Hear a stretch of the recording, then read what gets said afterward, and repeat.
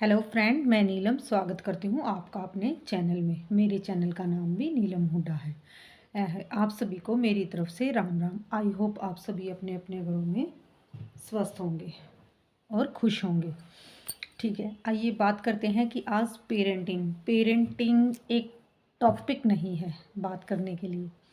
Parenting एक इतनी बड़ी जिम्मेवारी है कि हर पेरेंट्स को ये ज़िम्मेवारी अपनी सबसे ऊपर रखनी। अगर आप पेरेंट्स बने हो तो प्लीज़ इस ज़िम्मेवारी को बहुत अच्छे से निभाइए।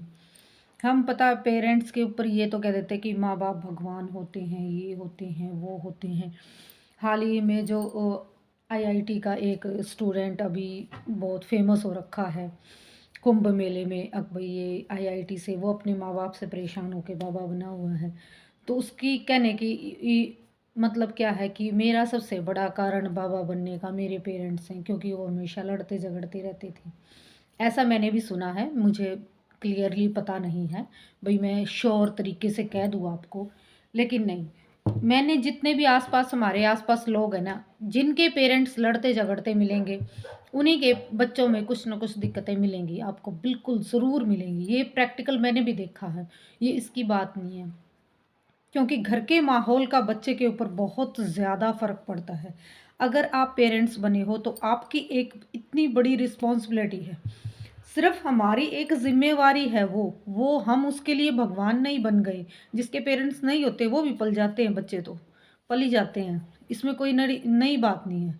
अब जो काम हम कर रहे हैं, एक भाई चिड़िया भी अपने बच्चे को पालती है, शेर भी अपने बच्चे को पालता है, भाई अभी तरह के जानवर अपने बच्चों को पालते हैं, भाई पैदा करते हैं और पालते भी हैं और छोड़ देते हैं। वो कुछ समय के लिए छोड़ भाई इतना ही खिलाते हैं पिलाते हैं कि ये अपने जब एक चिड़िया भी बच्चे उड़ने के लायक हो जाते हैं तो घोंसले से नीचे फेंक देती है। क्यों? क्योंकि ताकि ये उड़ना सीखें। अगर वो उसको पता है कि घोंसले में ही बैठे रहे तो ये ना तो अपना जीवन बसर करने के लायक होंगे और ना और कुछ, क्योंकि वो भी इतना उन बच्चों को सिखा देती है।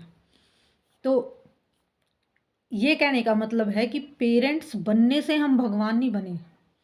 नहीं, पेरेंट्स के भी कुछ नियम हैं, कुछ भाई हमारी भी जिम्मेवारी है कि बच्चों को कुछ सही और गलत सिखाएं। ये एक टॉपिक नहीं है, एक बहुत बड़ी रिस्पॉन्सिबिलिटी है जो हमें बहुत केयरफुली निभानी चाहिए बच्चों के साथ। अगर इसमें थोड़ी सी भी चूक हो जाती है, कि हमारी तो थोड़ी सी चूक होती है लेकिन बच्चों की लाइफ स्पॉइल हो जाती है उसमें। अब ये देखो, जैसे बच्चा टाइम टू टाइम अपनी रिक्वायरमेंट, अब उसकी ज़रूरतें थोड़ी बढ़ शुरू हो जाती हैं। छोटा बच्चा क्या है, उसकी नीड है खाना पीना और सोना, उतना ही वो अपनी मम्मी से चाहता है। आगे जैसे जैसे बच्चा बड़ा होता है वैसे वैसे हमारी रिस्पॉन्सिबिलिटी भी बड़ी होती है, ये हमें समझनी पड़ेगी। जब एक अब आपको एक एग्जांपल देती हूँ कि एक बारी मैंने 2 आर्टिकल अलग-अलग पढ़े हैं, और 2 आर्टिकल अलग-अलग ही पढ़े हैं। पढ़े हैं क्या, देखे हैं मैंने 2 आर्टिकल अलग-अलग ही। उनको दोनों का आप कमेंट सेशन में मुझे बताना कि आपकी तरफ से उसमें से गुड पेरेंट कौन-सा है और भई जिसने गलती की है वो कौन-सा है, ठीक है? एक पेरेंट्स है कि भई एक लड़का अपना इंटरव्यू दे रहा था कि जब मैं कॉलेज में था, उसका बाप बहुत बड़ा ज्वेलर शॉप का ओनर था, मतलब उनकी खुद की ज्वेलर शॉप थी। उनका 3 करोड़ का गल्ला जब तक नहीं हो जाता वो उठ के अपनी शॉप से जाते नहीं थे। उनका ये रोज़ का 3 करोड़ का मतलब एक टारगेट था, वो पूरा करते थे। उसके बच्चे ने, वो कॉलेज गया तो उसने माँगा कि मुझे आईफ़ोन चाहिए मेरे सारे बच्चों के पास, मेरे मतलब फ्रेंड सर्कल में सभी बच्चों के पास है। तो उसने कहा कि भई मैं नहीं दिलाऊँगा तेरे को, तुझे आईफ़ोन लेना है खुद के पैसों से ले, खुद कमा और खुद ले। मेरे पास ये 10,000 का फ़ोन है, आपको लेना है लो वरना मत लो, और ज़्यादा ही वो है तो अपनी मम्मी से माँगो, उसके जेवर बेचो और अपने ले लो, ज़्यादा ही आपको लेनी है तो। लेकिन मैं इसके लिए पैसे बिल्कुल भी नहीं दूँगा, और ऐसा कतई शौक़ नहीं, मतलब इस शौक़ के लिए कोई भी पैसा मैं तेरे को नहीं दूँगा। उसने साफ-साफ इनकार कर दिया। वहीं पे एक सोनू शर्मा की मैं वीडियो देख रही थी, उसमें उन्होंने एक आर्टिकल बताया कि एक फूल बेचने वाली जो मंदिर के बाहर फूल बेचती है उसका मुश्किल से गल्ला 500 रुपये का भी नहीं होता होगा बेचारी का पूरे दिन में, लेकिन उसका बेटा 3 दिन से खाना नहीं खा रहा और उसने खाना पीना छोड़ के वो भाई बैठ गया मुंह फुला के, मुझे आईफोन चाहिए तो चाहिए। तो उसने उसको वो तीसरे दिन फोन, अपनी सारी सेविंग जो भी थोड़े बहुत पैसे उसने जमा करे थे, उसने मतलब अपनी लाइफ की इतनी भी मतलब सेविंग थी वो उठा के, दोनों की एज 17 से 18 साल की है, दोनों की सेम एज है, हैं, उसने सारी इनकम उठा के उसको दे दी कि मेरा बच्चा सेफ रहे, फला मेरा बच्चा खाना खा ले, अब ये पीना पी ले, अब ये पी ले, स्वस्थ रहे भाई, ऐसे कुछ सोच के उसने अपनी पूरी जमा पूंजी उसके हाथ में रख दी।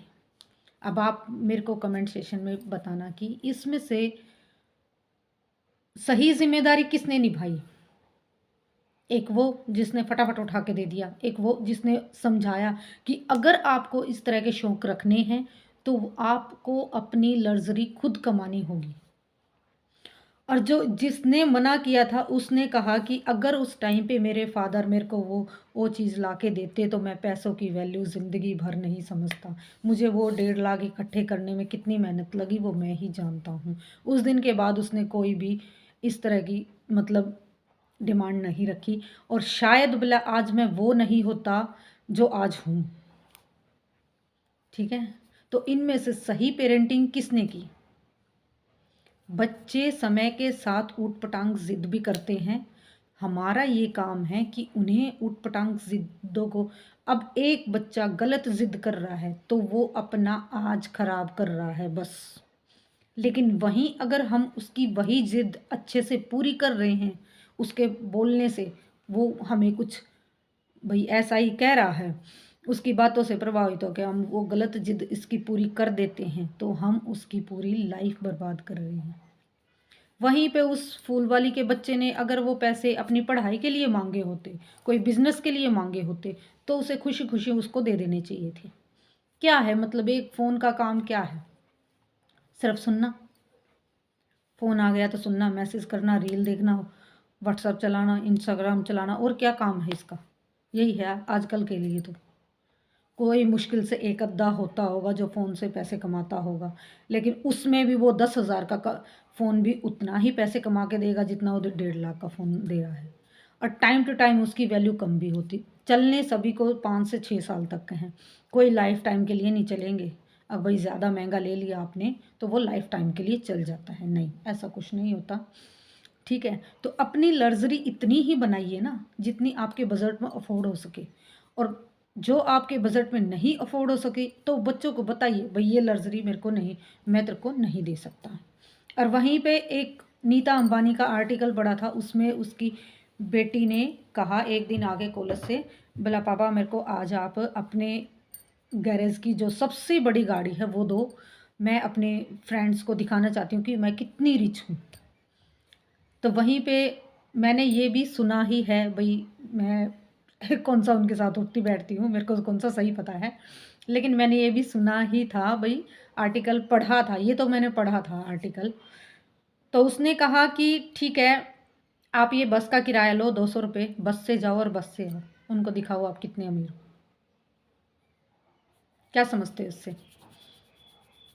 उसके पास गाड़ी नहीं थी, वो भी दे सकता था, हाँ भई मेरा बेटा है, जाओ अपने 10 करोड़ की, 20 करोड़ की, 50 करोड़ की गाड़ी में जा, हैं? लेकिन उसको वो ना दे के उसने, पता है हमारा काम है कि बच्चों को लिमिट सिखाना और लिमिट देना और सही टाइम पे सही सजेशन देना और सही टाइम पे सही सलाह देना, तभी हम उनकी ये वेल विशर बन सकते हैं, नहीं तो हम ही सबसे बड़े दुश्मन हम ही बन जाएंगे उनके। ये हमारा ही काम है टाइम टू टाइम बच्चों को अपडेट करना, सही गलत समझाना। हर चीज़ डांट के नहीं होती, हर चीज़ मार से नहीं होती। अब कोई बच्चा गलती कर रहा है, हम पेरेंट्स खुद ही लड़ने लग जाएंगे, तेरी गलती है, मेरी गलती है, तूने ये कर दिया, मैंने वो कर दिया। तो वो बच्चे को फिर इंटरेस्ट आने लग जाता है कि हाँ चलो अब ये अपने आप में बिज़ी है, मैं अपनी दूसरी गलती के लिए तैयार हो जाता हूँ। वहीं पे अगर हम बच्चे को पकड़ें, समझाएं, क्योंकि टारगेट वो है, गलती उसने की है। हम उसे ना छोड़ के अपनी ही समस्याओं में उलझ कर रह जाते हैं, तो बच्चे उसका फ़ायदा उठाने लग जाते हैं। तो टाइम टू टाइम अगर हम बच्चों के भगवान हैं, बनना चाहते हो, पेरेंट्स तभी अच्छे होते हैं जो सही टाइम पे सही सलाह दें। ठीक है? ये हमारा काम है, हमारी ड्यूटी है, जो हमें बहुत अच्छे से निभानी है। कोई भी एडिशन हो बच्चे की, हमें धीरे धीरे बच्चे के साथ एक मतलब बॉन्डिंग बना के रखनी है, जो कि मैं हर वीडियो में कहती हूँ कि अपने बच्चों के साथ कम से कम बैठिए, समय दीजिए, तभी पेरेंटिंग अच्छी होती है। ठीक है?